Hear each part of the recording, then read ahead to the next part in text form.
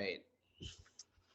So we just went over the pretty much the basics and the fundamentals of email marketing, why it's useful, segmentation, the customer journey, how to create a controlled email campaign, and how to use engagement with the links and the triggers and the events in order to segment off your email list into specific niches to where you can accomplish specific goals in order to get that sort of 66% what is it sales transactions that supposedly comes from email, but usually I think it's because that's from the impressions left by email. But next, we're going to talk about building the list. We've talked about how we manage the list and how we create the emails and how we set the goals and how we segment the list, but we didn't technically talk about creating the list. So what is it? We're going to go ahead and move on from there. So since we're talking about the email, since we're talking about email, we need to start with the list building, right? So we have to actually get people to subscribe so that way we can start talking to them.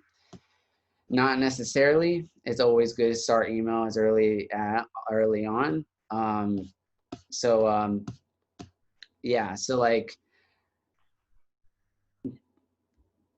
the money is in the list. You can see, like I said, on the TV shows to talk about like, oh, you stole my list, or like you stole my list and promoted you outsold everybody's at your party instead of my party because you stole my email list. Email list is important, especially in event marketing and stuff like that. So like it's true, most marketers focus on growing their email list, and they spend a little bit of time on how they're going to make money from the list. So why do you think that is? Like, so what's the key differentiator between building the list? If money is in the list, what's the key, what separates the building from the converting and making money? Just having that goal in mind when you're building the list and the emails, so that way you have something that you're working towards. Exactly. So you want to have the goal in mind, and that's where the segmentation and the triggers, and that's where all that comes in, and that's how you lead people down the customer journey, and that's how you get people to eventually buy from your business. Mm-hmm. So what comes first, the list this is like the list or the like this? So there's the metaphor. What comes first, the chicken or the egg? That's very tough. That's still the question of life. Nobody will ever know. So your number one priority to determine how you will monetize a new lead or subscriber once you have it. Very true. Acquisition is only the first part. Awareness, and everyone is a lead. Anyone who likes, comments, shares, and most people say that's not a lead, and I think it's totally wrong. Like, so when people talk about lead generation, especially with the Facebook or any type of paid platform, they think that leads are specifically the people that put in their information, are people that give you their emails and their names, and they are leads in terms of email marketing. But anyone typically who engages with your brand is a potential lead. So always prospect everyone. And typically, if you're on LinkedIn or Facebook or any sort of platform, you can go and kind of like, you can check their contact info and see if they have their email posted. And that's the easy way to build your email list. There's a little trick that I just taught. So keep that in mind. So two big mistakes most marketers make when building their email lists. They fail to follow up with new subscribers. This is why I said you have to have a consistent system or generalized campaign to sort of control your email marketing, but also funnel people in and segment them off towards wherever whatever goal you set or wherever you want them to go to. Whether you're trying to re-engage with people that have already bought before and you want to launch a new product and and sell that new product to them, or if you're trying to upsell them on something to add to their current package, you got to always follow up, and not just with new subscribers, but also with people that are already subscribers, because there's a lot of missed opportunities that go on when people don't consistently follow up and inform their clients about things that are happening within the company or changing within the company. AT&T doesn't tell me that they're doing a new package, associated with, for my cell phone, right? Like, oh, we're now offering this, this, and this with your next thing. And I don't know about it until I get my next upgrade.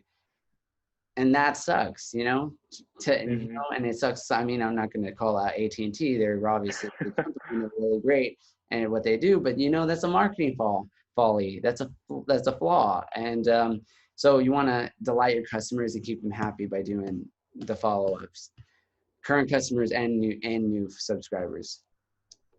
And then they send the exact same email to everyone on the list. What is wrong with that? So I mean, if you send one email to everyone in the list, it's kind of not doing any good because everybody's in a different stage of the consideration process. So some people may be returning customers, some people may be considering buying your product, but if you send the same email to everybody, you're kind of shooting in the dark, essentially. Exactly. So you don't segment them out, and you don't make it more personal. If you don't personalize it, you don't personalize your persona, you don't know who your ideal buyer is. If you don't set up controls for your targeting, it's all experimentation. That's all digital marketing is. It is, it's a science, and there are fundamental rules that you have to, theories. There's fundamental rules that you have to follow. There are rules, and there are rules set, and it's universal. It goes across all types of digital marketing. And that's the same thing with Facebook ads. You got to set up a control in order to experiment, to find your targeting, find your target markets and target the right people with your ads to conserve and save your ad spend. Same thing with email. If you want to hit and reach your goals with email, you want to improve your click-through rates and your open rates, and you want to actually keep people interested and engaged with your email series, you're going to want to put them on email lists that actually want to be a part of. And that is all part of segmentation. There's a saying that we go by at LWP, and that is, if you speak to everyone, you connect with no one. And that is the mantra, something that we live by, because it's human to human. No matter what, you always want to be speaking specifically to the individual that falls within these categories of,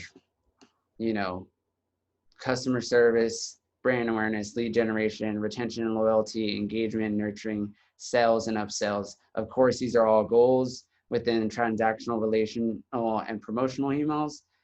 And of course, relational and promotional go hand in hand in terms of their tactics and their strategies. They might differ slightly, where one is more about establishing trust and rapport, and promotional is about either delighting them enough so that they can improve, you're improving the relationship so they can therefore go on and share the knowledge of your company by word of mouth.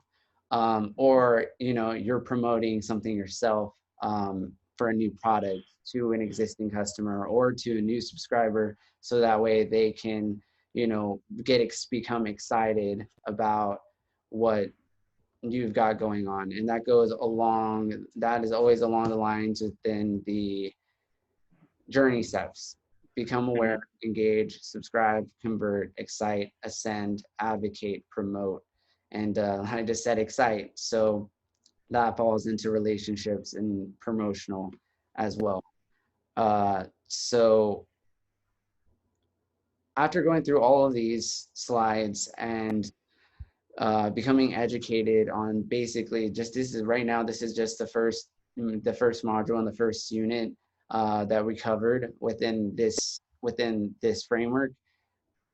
What are your key takeaways, and what are some things new that you learn now that you didn't really quite understand or know before? What offered you clarity?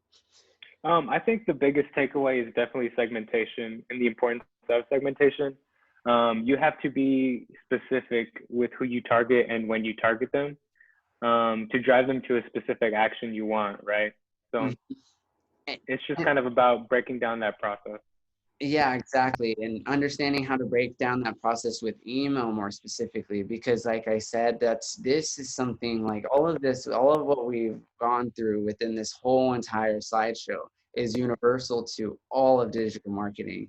Understanding the customer journey and understanding how to present your offers, how to build a relationship, how to promote, excite, and cause your customers to become advocates and promoters of your brand. All of that is universal and applies to Facebook, PPC, UI, UX, web design. You got to know how to control the user's experience. Hmm. The same thing applies to email and understanding these simple rules. I think this is why we're covering it in the first lesson, is because we'll probably cover this in the first lesson of any digital marketing course, is the customer journey, because it is so important to personalize your campaigns and to create a control and then segment off your audiences and your persona Hmm. based off the results of the controlled experiment. So Right. yeah, I think this is it for this slideshow, but I'm glad that you learned a little bit more about segmentation. We'll continue your training and your training and email marketing tomorrow, uh, and continue from there. And we'll just continue to do a module each day to get Hmm. you up to speed with all things digital marketing. Sweet. All right, cool. All right, take care. All right. Thanks. You too.